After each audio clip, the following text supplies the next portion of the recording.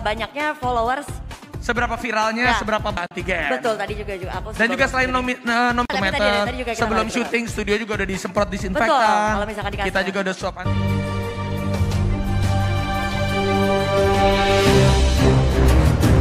Lisan, agak cepat. Cepat sedikit sebelum ke harta. Lisan, ini yang sering bikin gak tenang. Quran surah ke-49 ayat 11 sampai 12. Tahan, kalau hidupnya ingin tenang, kata Al-Quran, satu jaga pandangan, kedua jaga lisan. Ini langsung ayatnya turun. Ya, Quran surah 49 ayat ke-11 sampai dengan 12. Ya ayyuhalladzina amanu la yaskhar qaum min qaum. Ada ayatnya? Ya, saya pelankan sedikit. Ya ayyuhalladzina amanu, hei orang-orang yang masih merasa punya iman. Saya sering katakan ya-nya harfun nida. Nida itu huruf panggilan. Panggilannya ke semuanya. Kalau ya itu ada 14 huruf panggilan di ilmu nahu. Tapi yang disebutkan dalam Al-Quran cuma satu ya. Ya itu memanggil semua kalangan dengan jarak yang semua sempurna. Mau dekat, mau menengah, mau jauh. Disebutkan 360 kali dalam Al-Quran. Kalau setelah ya dipakai ayyuha, setelah itu ada ayyuha. Ayyuha disebutkan 150 kali dalam Al-Quran. Ayyunya berfungsi taukid munada, haknya huruf tanbih peringatan. Jadi kalau ada ya, setelah ya ada ayyuha, cara menerjemahkannya, perhatikan cara menerjemahkannya. Hei, saya peringatkan ya. Saya peringatkan, saya serius kata Allah. Saya panggil semua kalian tanpa kecuali. Baik kalian yang merasa sedang dekat dengan saya, menengah ataupun jauh. Siapa yang dipanggil? Alladzina amanu. Alladzina disebutkan 1080 kali dalam Al-Quran. Dia di ilmu nahu disebut dengan ismun mausulun yadullu alal amiyah.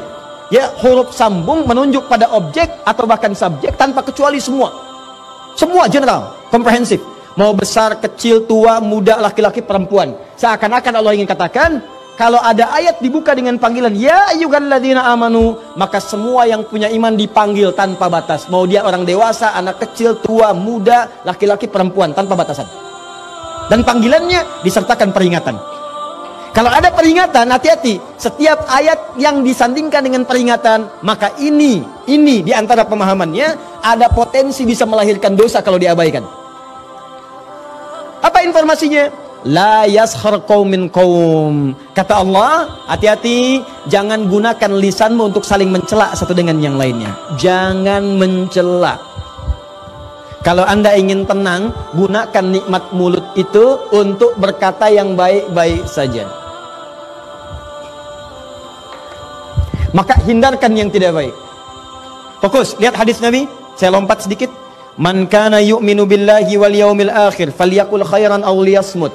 Cara mensyukuri nikmat lisan itu, kalau ingin ditambah kenikmatannya, di antara kenikmatan di lisan itu akan berpengaruh pada ketenangan dan kenyamanan hidup. Orang yang nggak bisa menjaga lisan, maka hidupnya cenderung tidak tenang dan tidak nyaman. Fokus baik-baik. Kata Nabi, bagaimana caranya? Katakan yang baik-baik. Kalau tak mampu, pilihan keduanya diam. Tidak ada yang ketiga. Cuma dua. Saya ulang, tidak ada pilihan yang ketiga. Cuma dua. Satu, dua. Sudah ini. Pilihannya cuma ini. Kata Nabi, katakan yang baik-baik, kalau tak mampu, diam. Jadi cuma dua, baik dan diam. Ada berapa? Oh, kan? Jadi katakan yang baik, kalau nggak bisa diam. Nggak ada yang ketiga. Dimohon maaf, kalau hidup Anda ingin tentram, dapat kan tentram itu kenikmatan. Kalau ingin nikmat, kata Nabi, baik aja yang baik katakan. Katakan yang baik, katakan yang mulia, katakan cinta, ya katakan yang indah-indah. Kalau nggak mampu, diam aja. Diam. Nah, Ustadz, apa di antara yang tidak baik yang nggak boleh kami lakukan? Sehingga dengan itu berpotensi hidup kita nggak tenang. Kayaknya nggak nikmat. Kaya tapi nggak tenang. Maaf, mewah tapi gelisah. Nggak nikmat. Apa di antara rinciannya? Turunlah ketentuan Allah di Quran surah 49 ayat 11 sampai dengan 12. Kalau Anda masuk coba-coba ke sini, maka Allah akan jamin Anda nggak akan pernah tenang hidupnya. Yuk, satu, kata Allah jangan mencela.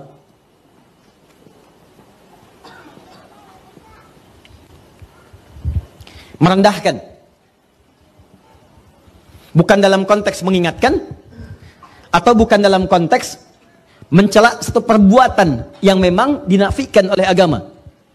Ya, nanti ada celaan yang dibenarkan. Seperti Allah mencela perbuatan Firaun. Ya, Allah mencela perbuatan Qarun. Allah mencela perbuatan Abu Lahab. Ya, tabat siada abi.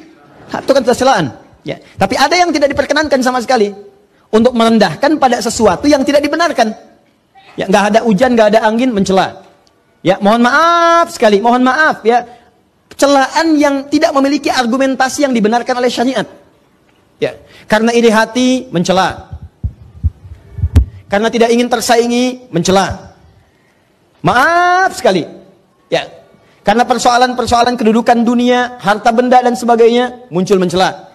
Yang paling berbahaya sekarang ini yang coba saya amati baik-baik. Saya nggak habis pikir ini. Ya, ada orang yang kemudian belajar agama mencela.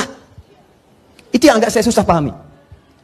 Kalau orang bertikai mencela, barangkali bisa kita damaikan. Tapi ini orang masuk ikut taklim, belajar agama, pulang dari taklim mencela. Saya suka berpikir, ini di taklimnya belajar apa? Kata Quran jangan mencela. Anda belajar Quran, pulang dari ngaji Anda mencela. Apa yang Anda pelajari itu apa? Bahkan yang paling menarik ada larangan di Quran, jangan mencela. Mencela itu menghadirkan ketidaknyamanan. Makanya ketika Anda mencoba mencela orang lain, Anda menyoal orang lain, Anda menghina orang lain, sebetulnya kehidupan Anda sedang tidak tentram. Silakan kalau nggak percaya. Dan sekarang celaan itu bukan cuma di lisan, sudah masuk tangan. Tuh, dah tulis di media sosial. Dan sudah menjadi bagian dari kenikmatan bagi sementara orang. Kamu tidak seperti apa yang aku duga. Terus nulis itu santai banget sambil masak di dapur. Yang paling nggak tenang ditungguin komennya itu. Belum. Udah 3 jam belum.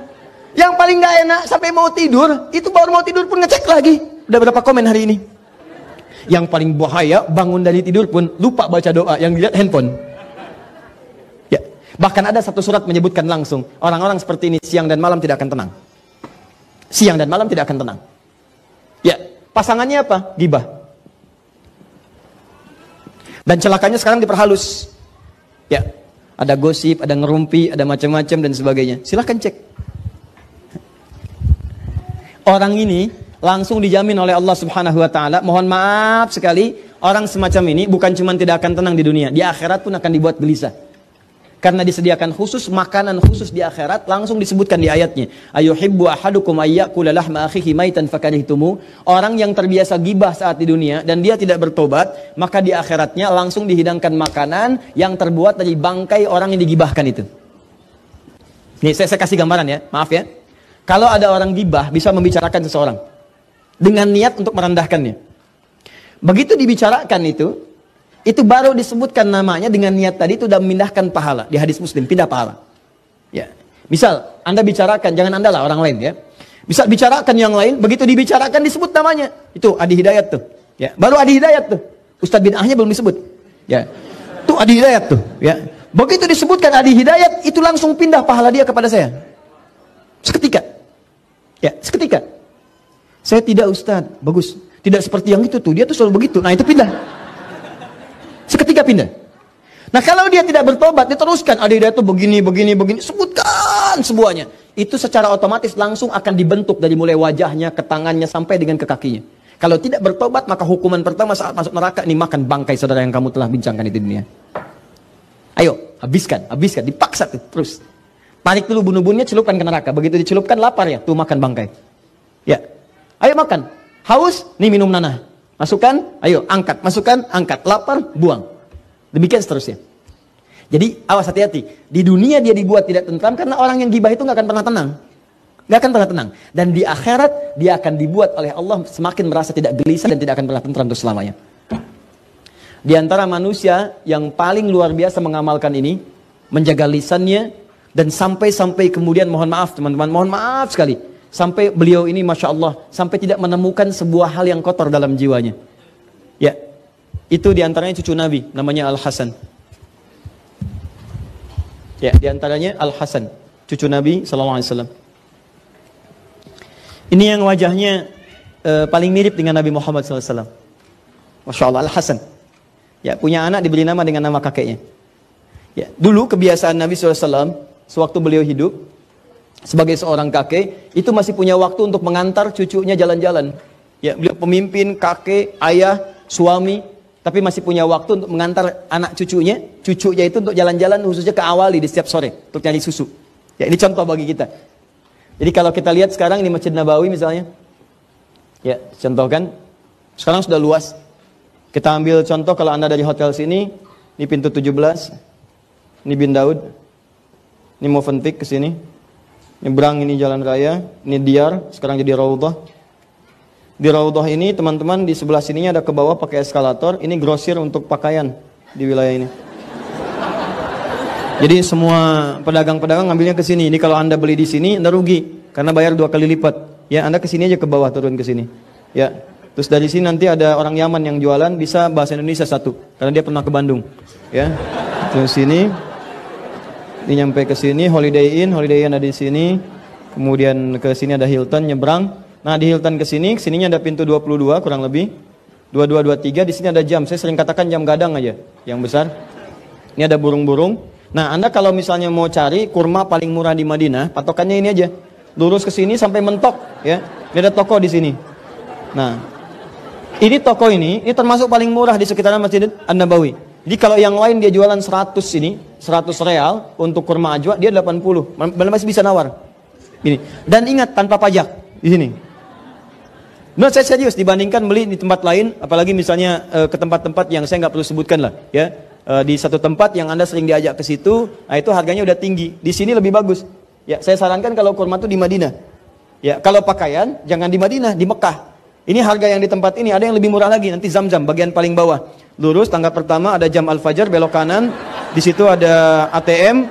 Betul ada Sultan belok kanan lurus. Lurusnya sebelah kiri langsung belok pas pentok. Dibagi 2. Sebelah kirinya yang beli. Kenapa? Betul, saya serius. Beli 2 dapat 1, yang sebelah sananya fixed price. Itu bagus di situ. Harganya setengah ini. Jadi kalau ini 60, sana 30.